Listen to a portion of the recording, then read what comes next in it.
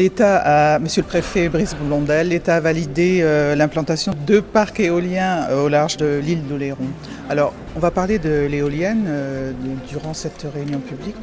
Pourquoi l'éolien en mer? Alors, pourquoi produire de l'énergie? Parce qu'on en a besoin, parce qu'on sait que nos besoins sont croissants, parce que la France aussi est exportatrice d'énergie.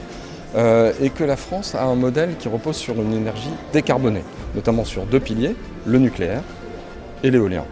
Et l'éolien en mer, c'est ce dont on va parler aujourd'hui dans le cadre de ce débat qui a commencé en 2021. Ça fait 4 ans qu'on débat. C'est ça. 2021, premier débat public sur l'éolien en mer et le parc destiné à être au large de l'île d'Oléron.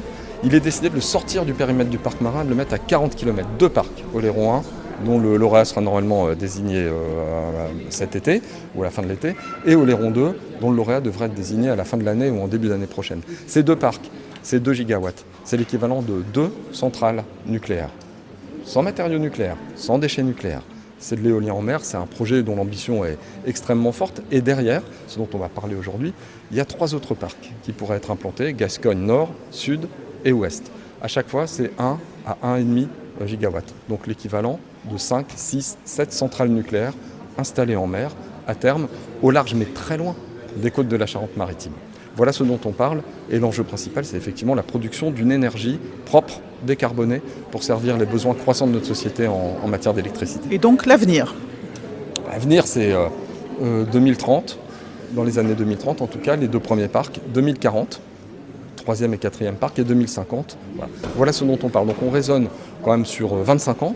On raisonne sur des investissements de l'ordre de 26 milliards d'euros, dont 2 milliards d'euros pourraient revenir sur le territoire et permettre de créer 1700 emplois pendant 30 ans. Donc l'enjeu pour le territoire, il est absolument colossal. Oui. Merci Monsieur le Préfet, merci beaucoup.